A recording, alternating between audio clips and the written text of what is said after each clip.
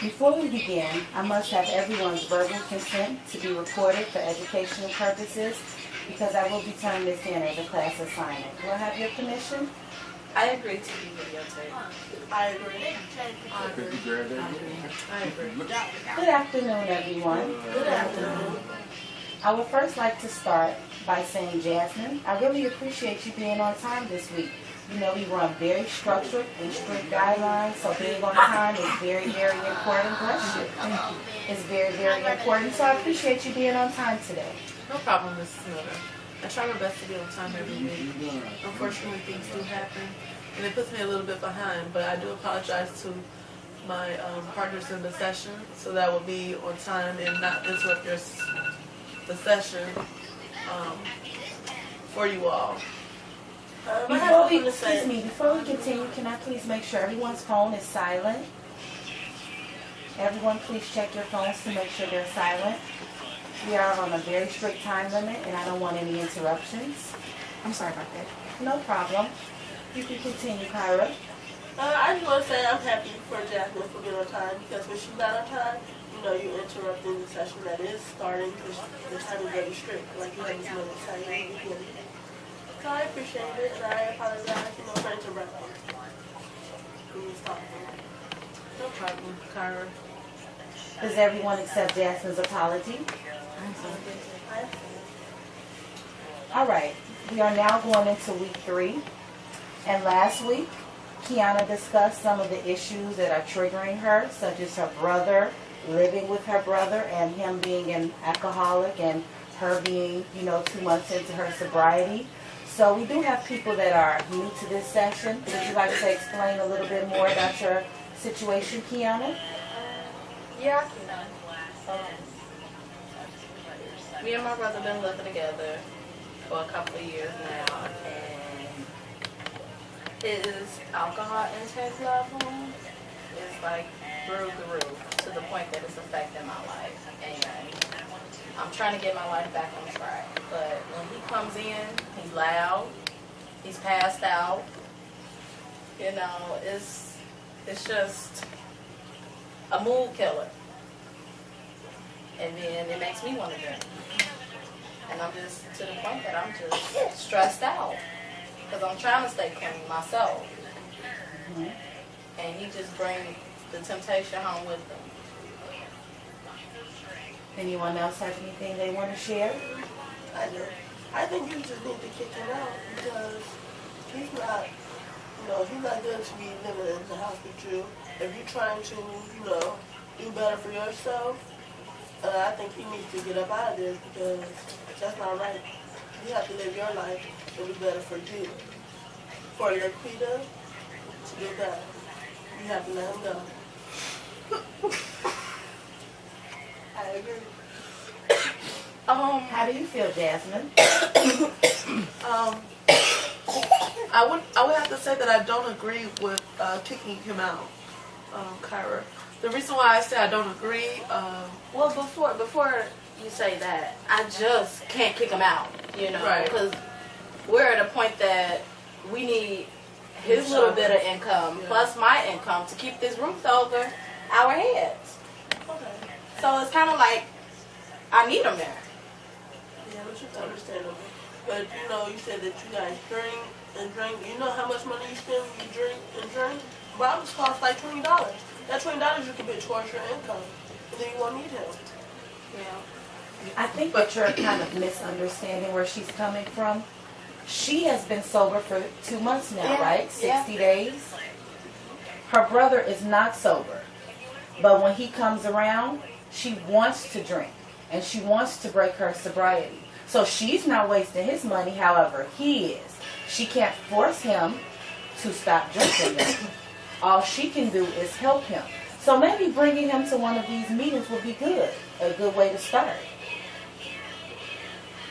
Does anyone else have any family members or anything that triggers them to want to drink or, do any kind of drugs? I agree. Bringing him into a session would be good. Trying to keep him around people that are not drinking as often because you can't just go cold turkey. So you want to be able to get him to a level where he's understands that there's ways to live life fully and not be a complete drunk. You know, so you want to get him to maybe just a week, maybe once a week, or maybe, you know, take him around people that's not drinking as often, because if we associate ourselves around people that's constantly drinking, it's going to be hard, which is why it's probably such a challenge for you, because he comes in, he's drunk. You wake up, he's drunk. He goes to sleep, he's drunk. And which if you have other things going on in your life and all you see is drinking, and for you to only be 2 months clean, you're going to want to drink. You're going to want to go to the liquor store, and you're going to want to just go purchase a bottle. At least for me, being around people that's, you know, not drinking every day, but we do hang out socially. And so when we do have a drink socially, it's different than just being like, you know what, I just want to just drink all day and drink all my problems away. And, you know, if you get to the point where you're trying to drink all your problems away, you're just wasting it, and you're just drinking until you fall asleep. And then you're going to wake up in the morning and have those same problems. Yes. So it's not about him so much just drinking consistently, because you're stronger than him at this point, because you got 2 months of sobriety. Absolutely. So you got that opportunity to try to pull him just a little bit closer, to show him that, okay, look how I've changed since I've been clean for 2 months. And I have been doing that. But he needs help. I can't help him. I don't feel like I can help. He needs more help. He needs professional help. I can't help him. The help that he needs, I can't do for him. Well, maybe you should recommend that he goes to AA class or something like that, to something where he needs to be disassociated altogether. It's because you all he have at this point. Mm-hmm. So you have to get to where, if you know that he's out there just drinking his life away, you're going to feel some kind of way if something happens to him, because he's just out there drinking. So since he lives with you and you're not physically strong enough being sober, because if he constantly sees that you're going further along with being sober, he's going to be like, hey, look at this. That's doing really good. That's possible, but he's been drinking since he's been 15. And how old is your brother now? He is 35. Has he ever tried to stop? When my parents was alive, you know, they sent him to a couple of different rehabs. But he get in the rehab program, and then He goes right back. yeah, he just reverts back. Like, it's just, he can even go to jail. Like, I don't understand. Well, maybe he needs someone that's going to motivate him, to push him to try to do better. Because, like I said, if he sees you drinking right along with him because you're stressed because what he's doing, maybe you should be like, okay, let's try to do this. I'm trying to push him to get help and trying to convince him this is not okay. I've been doing that. Maybe he needs someone else to try to get him. I need to focus on me. Yeah, that's all I have to say. I just need to focus on me. Yeah, you're right. And it'll probably take my mind off the open opportunities to drink. If I get another job to try to maintain a household of my own, that would probably help. And maybe when he see that you're doing that, it'll push him like, okay, I see my sister trying to get together. Let me see what I can do to try to help him provide for her, for the house as well. Instead of me just drinking up my life and throwing it away. That could probably push him to better himself. It's possible. Well, let's jump into some triggers. What are some triggers that, trigger you all to go back to drinking, or even just to have a drink or think about a drink? What are some things that triggers you to even want to drink, Jasmine? Stress for me. Stress is a very big killer that triggers me to drink. I mean, it's points in my life where I just want to go to the liquor store. I just go in the liquor store just to be sober for 6 months. It's not long. So at points where I get stressed out, my kids take me there, life take me there, not being able to fully be able to support them with the income that you have, things like that challenges you, and it makes you want to be to have another bottle. I mean, if you go to my refrigerator, you'll see that it's just liquor just sitting there, and it's sitting there because it's tempting for me to drink it, but I also purchase it to take that temptation away, because if I'm at home and I get stressed out and I know that I shouldn't have this bottle, just the fact to go walk through the liquor store and be like, ooh, this tastes really good. I remember how this used to taste, but maybe I don't need this, but I'll still buy it. But stress is a very bad thing that gets me to where I've been needing a drink, and it's hard. It's very hard. And for you just to be at 2 months, I understand that it's a challenge. It's a big challenge. So What about you, congratulate Tay? you for that. What are some things that trigger you to drink? Me, I would say frustration when you feel like things not going the way you want them. And you just like, okay, you're frustrated, like, okay, I just want to go get a drink. But you have to realize drinking ain't always the occasion when it comes to, so you just be like, you be wanting to, but then you have to realize you can't do it all the time. So I would say frustration. And I understand where you're coming from, how you feel, everything. It's hard to try to drink something when you've been sober for at least 2 months already. So I understand the frustration. Sierra, what about you? I say stress too. You ain't got no other game. Kyra? This game. Life. Life is too hard to me sometimes. So I do get stressed out. Like they said, stress, life, frustration, everything. Working, school, everything. Everything just stresses me out to the point that I want to give up in life. So sometimes I try to test myself. I hide the drinks in the closet, hide it up everywhere that I can find. And I try to play games for myself. So sometimes I try to test myself and be like, I think we should be polite and courteous to our peers. No laughing.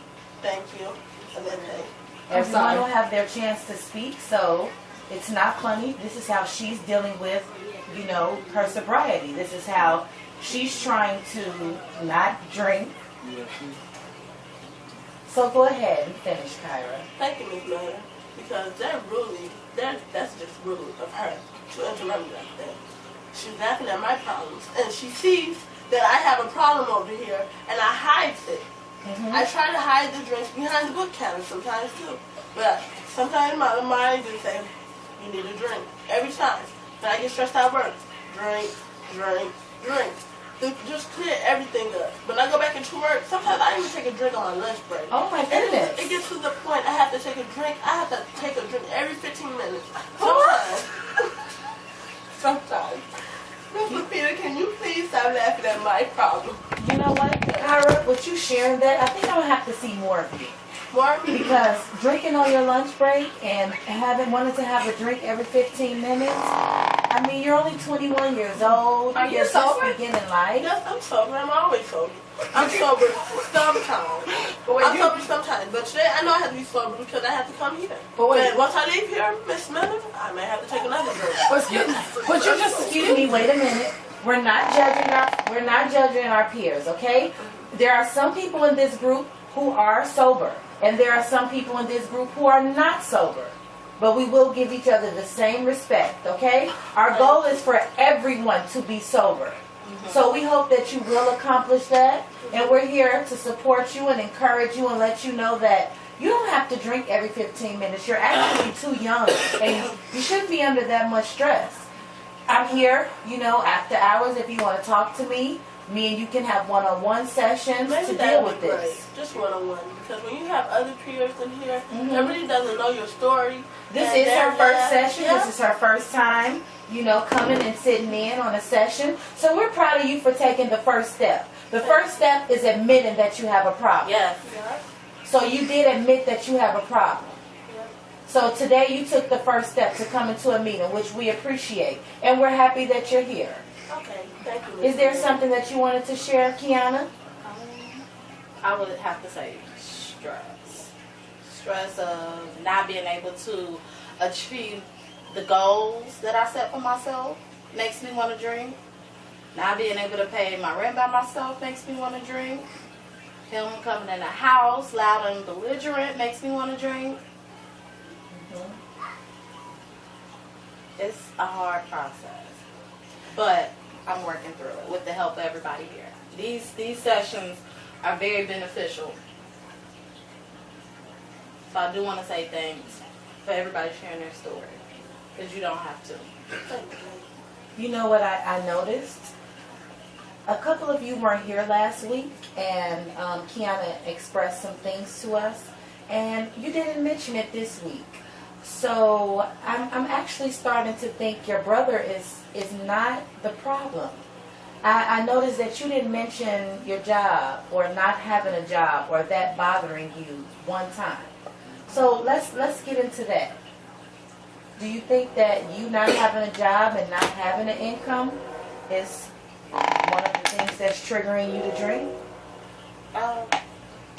Well, I have a job. It just doesn't pay much. Mm-hmm. But I'm starting from somewhere. Mm-hmm. And then the job stressed me out. Mm-hmm. They all do. I understand that, but stress, I just need to find another way to handle stress, to cope with things, other than running to the bottle. Have any of you all, are any of you all having problems with job situations or? Me sometimes. Yeah. It took me about a year to get another job. Due to you drinking? Yeah, I used to work at I used to work at McDonald's. And I used to drink in there because the customers would come through the drive-thru yelling at me for their order being mixed up. It's just because I was too drunk sometimes. They said they wanted a McChicken, I get a McDouble. They said they wanted a Sprite, I give them a Coke. Wow. Just sometimes. That's why I have to drink sometimes to let me come back to the right timer and, and correct them. Okay. Sometimes. Okay. But I have a better job. At the hotel, maybe I can try to get you in. And pay a little bit more. That would definitely work. Okay. That would actually be really nice of you.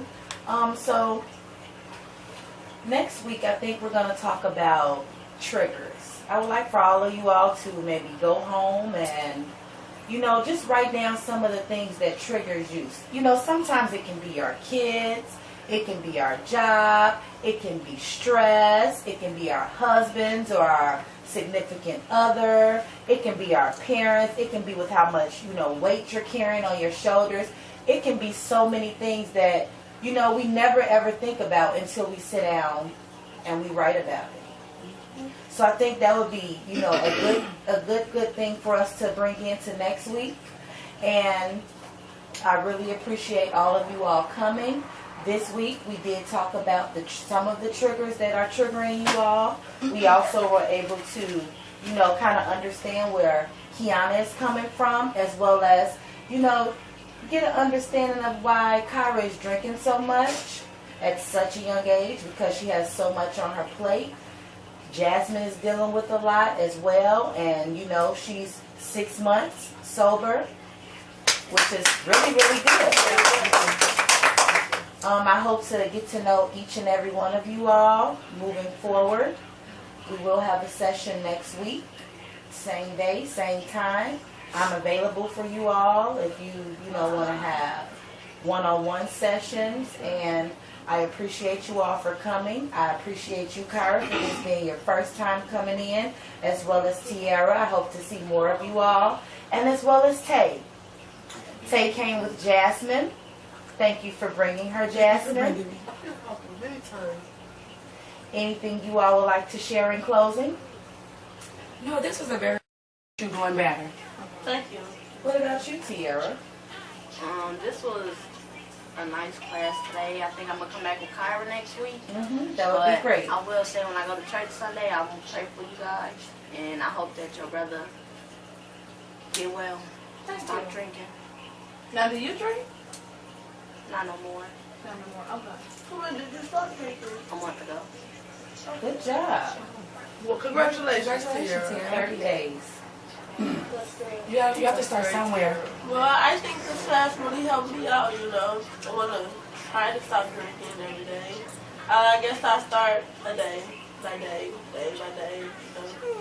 Maybe today will be the day I'll probably stop. Because I have to come to the class, to see what it was about, to see if I should stop drinking or if I want to start drinking.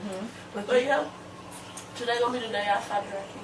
So thank you guys. Well, you know what? I think your friend Tiara, she'll be right behind you and supporting you. She did it. She's 30 days clean. And all we wish for you is the best, positive energy. Whenever you come in here, we're here to support you and encourage you and, motivate you because you can do it. Yeah. Kiana, would you like to share anything before we leave? No, just thank you everyone for sharing and being open and honest about the things that you're going through. So, you know. All right, guys, I guess that will be the end of our session. I want to thank you all so much for coming and participating. Remember next week to write down your triggers, bring them on a piece of paper so we can share them. I appreciate all the positive feedback. I appreciate everyone being, nice to their peers and encouraging one another. And Tay, do you have anything you would like to share? Yeah, so I'm going to start with you, Kara.